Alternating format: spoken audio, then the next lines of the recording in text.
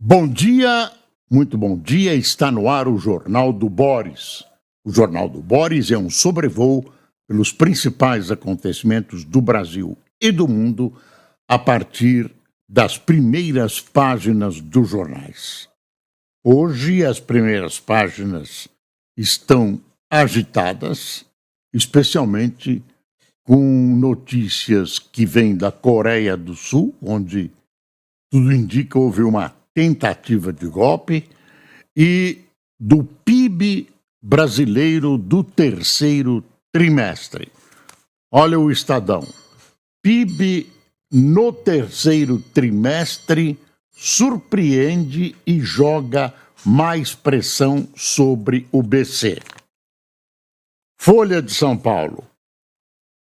PIB do Brasil cresce 0,9% no terceiro trimestre, afirma IBGE. O valor.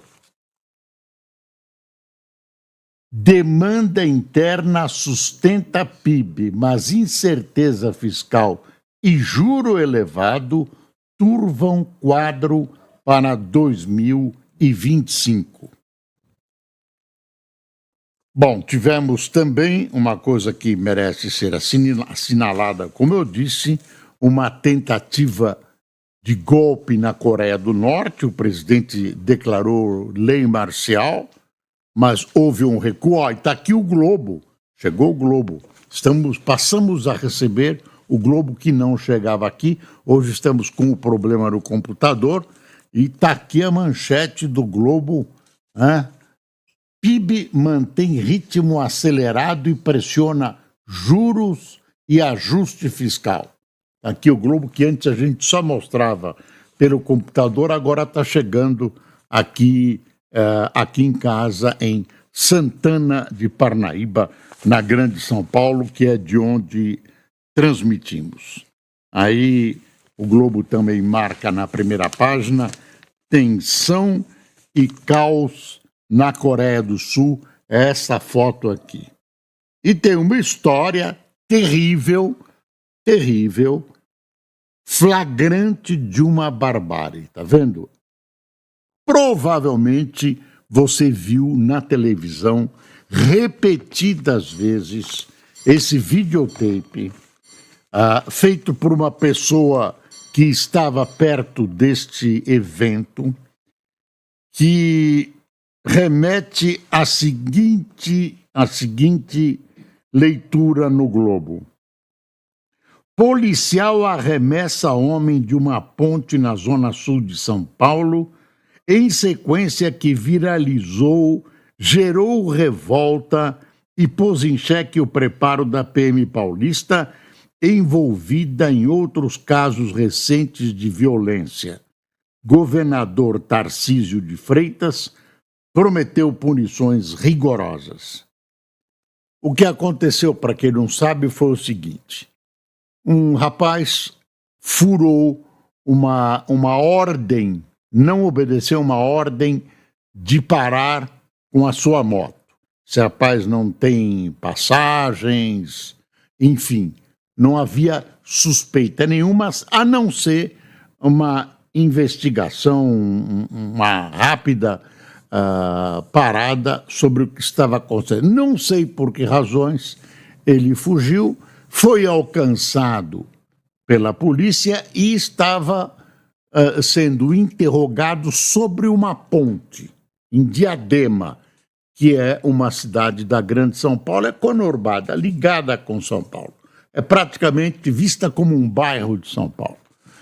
Aí, sobre uma ponte, estava sobre uma ponte que fica sobre um riacho. De repente, eles estão conversando, esse policial pega o garoto, rola, né? Faz isso e joga ele para baixo da ponte. Ele caiu batendo a cabeça, o riacho é raso, ele se machucou, está internado e a gente não sabe por quê. Aliás, não tem por que fazer isso. Nada justifica. Também tivemos nas últimas horas um outro fato. Um PM de folga viu que um rapaz corria, ele fez um roubo de sabão, alguns pedaços de sabão num supermercado. Ele levou, esse rapaz foi vítima desse PM que deu 11 tiros pelas costas e matou esse rapaz. São monstros. Os dois são monstros. E o garoto, sobre uma ponte, de repente resolve jogar o garoto pela ponte abaixo. Não tem justificativa, não é uma coisa humana, muito menos de um policial, né? Não é uma coisa humana. Então, tem algo de errado, eu acho que é o preparo dos PMs, não de todos. A PM paulista tem tradição, a maioria dos PMs são corretos e tem prestado dezenas e dezenas de anos de bons serviços a São Paulo, mas está errado. Está errado. Tem outros casos. Dos PMs que acabaram matando uma criança, provavelmente vítima de uma bala perdida, e foram lá pressionar a família, acompanhando assintosamente o enterro da criança. Coisas muito estranhas. É altamente preocupante.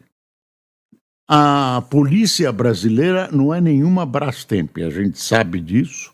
A polícia tem problemas graves, inclusive de despreparo e corrupção, mas as coisas estão extravasando o limite já do intolerável.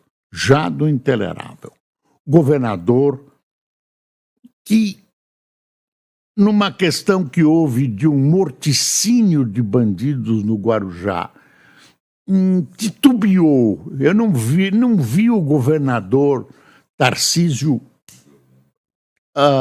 reprimindo em palavras o que estava acontecendo no Guarujá, com mortes e mais mortes, execuções, tudo, ao que tudo indica, feitas pela polícia, algumas comprovadamente.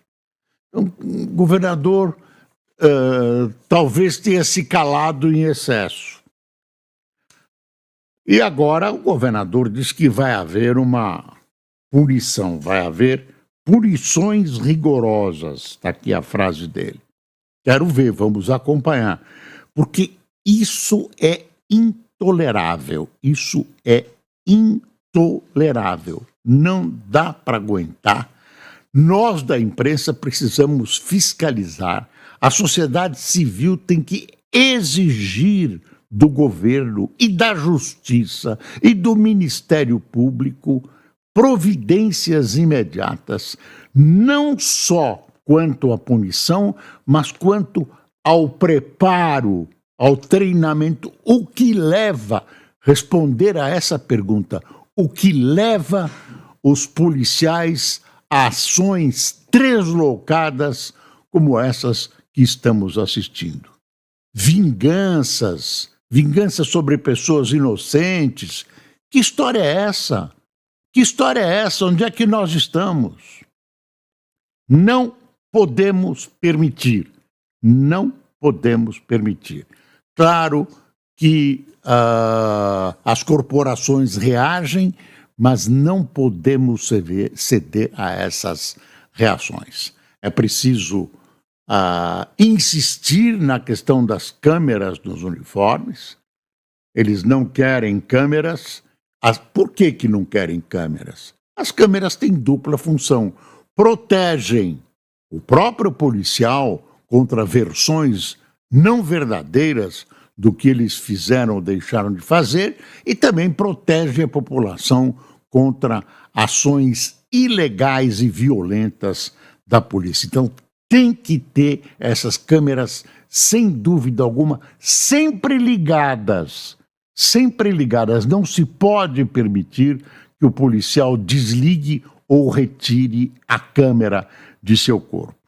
Mas ficamos à espera das providências duras, das providências pesadas e profundas do senhor governador do estado, sob pena de ele passar a imagem que ele começou a passar nos eventos do Guarujá, de que o governador do estado tolera certas ações de violência da polícia militar. Não pode. O governador é um homem preparado, aliás, ele tem base de educação militar e ele sabe muito bem que esses fatos não podem escapar do controle do governo. Isso é uma vergonha. Eu estou revoltado. Bom, vamos ao PIB. PIB mantém ritmo acelerado e pressiona juros e ajuste fiscal. O Estadão, PIB no terceiro trimestre, surpreende e joga mais pressão sobre o BC. O valor demanda interna suspende PIB, mas incerteza fiscal e juro elevado turvam quadro para 2025. É muito importante, eu estou repetindo, é muito importante. Não é para festejar. Aí já o governo parte, ai, oba, você viu, o país está progredindo. Não é isso, não é exatamente isso. Tem um mas, tem um porém aí. O porém é o seguinte.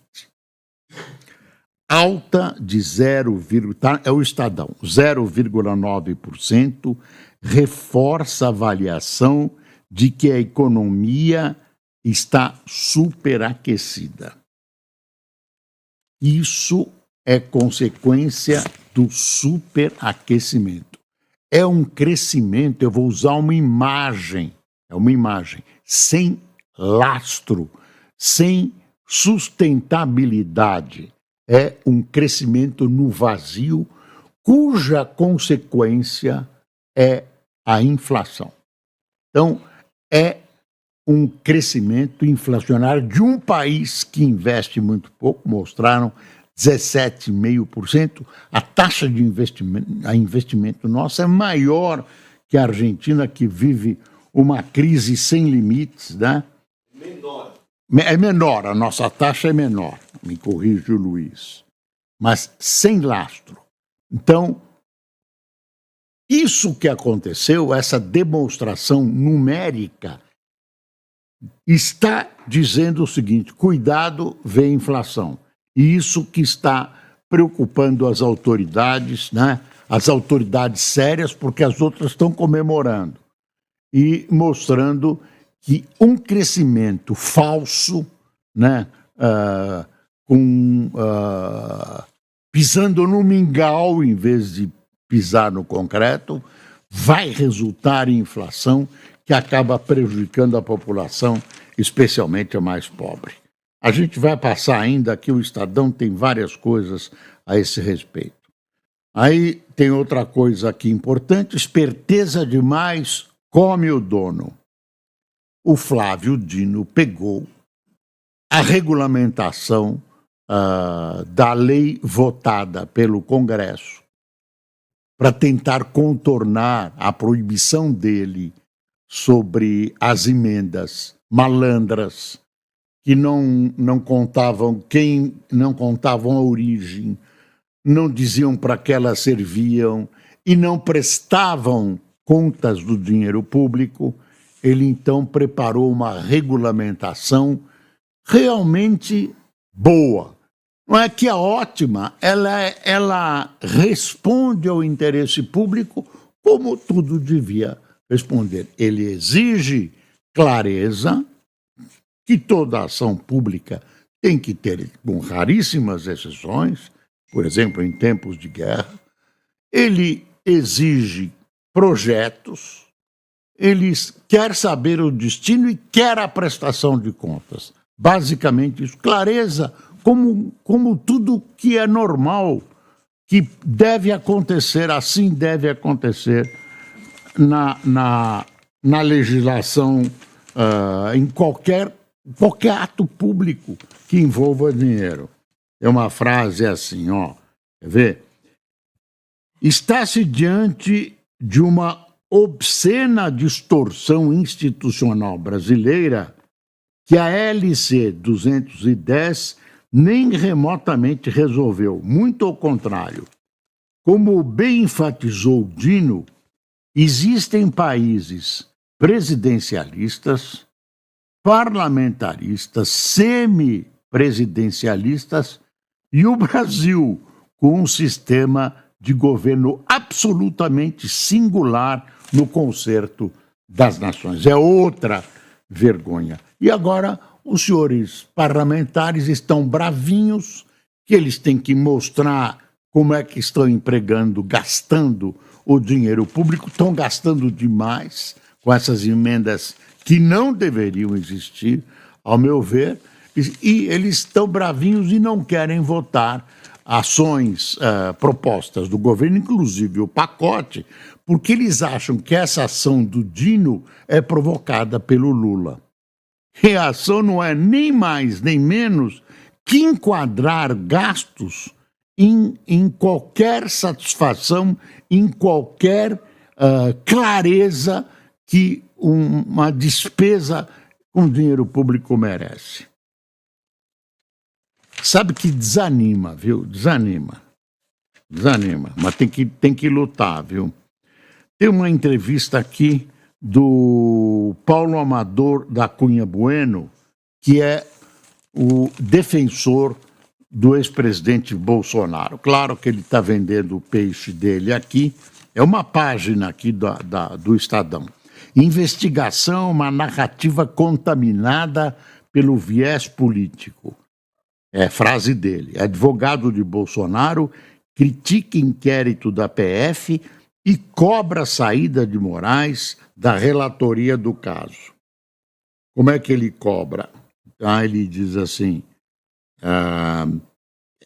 uma página, né? Não vou resumir em 10 palavras. Ele diz assim, a defesa vê como absurda qualquer acusação de que o presidente Bolsonaro pretendia lançar mão de medidas visando sua permanência no poder, ou, por outras palavras, perpetrar um golpe de Estado.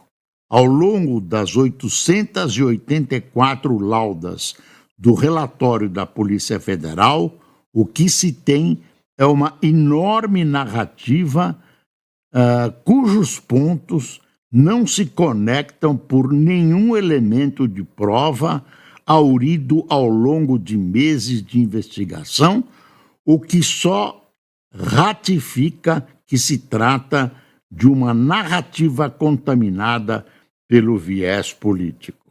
Aqui. Aí tem uma pergunta do repórter. Deixa eu ver quem era o repórter. Não está aqui o nome. Bolsonaro sabia e concordava com a carta ao comandante do Exército de oficiais superiores da ativas do Exército Brasileiro, como disse o tenente-coronel Mauro Cid em mensagem?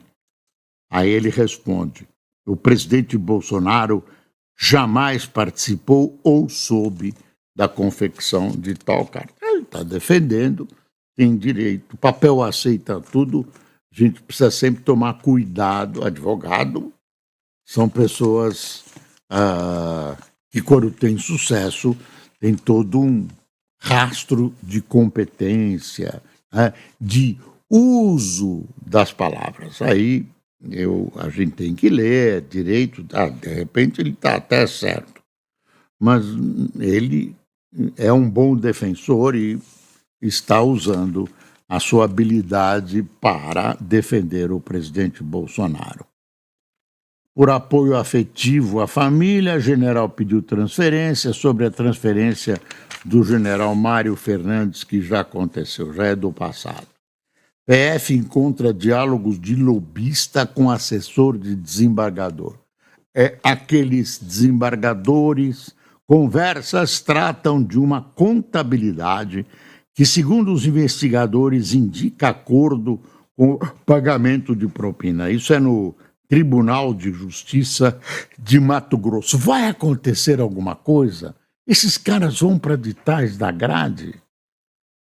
Vídeo da Marinha gera críticas e mal-estar no PT e no Planalto. A Marinha diz que não tinha nada a ver, que não tinha mensagem nenhuma. Claro que tinha, ninguém é besta. E ainda puseram um soldado, um marinheiro aqui, que tem a cara, é bem parecido com o Fernando Haddad. Você olha aqui, é o Fernando Haddad. Enfim, era um recado de descontentamento da Marinha. De vez em quando aparece um militar desse que cisma. Eu me lembro que quando eu era editor-chefe da Folha, lá faz 30, 40 anos, eu dei uma primeira página, dei uma foto na primeira página que eu achei muito bonita. Era um grupo de pinguins, é uma foto em preto e branco, na neve, todos eles organizados. Até parecia que eles tinha sido planejada a organização, a formação desses pinguins. Não é que me chamaram num quartel para responder porque achavam que aquilo era uma provocação. Era uma foto internacional dos pinguins organizados. Não, isso é um recado para as Forças Armadas.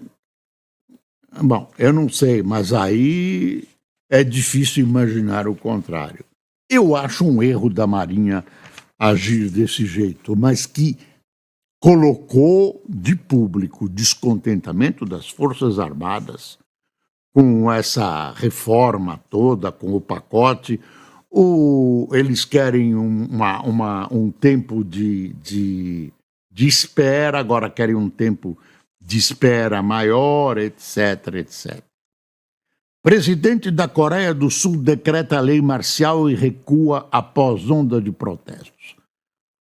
A Coreia do Sul é essencial para essencial não, muito importante para os Estados Unidos na Ásia. Então, está lá, fronteira com a Coreia do Norte, perto da China, é importante. Tem entre 20 e 30 mil soldados americanos estacionados na Coreia do Sul.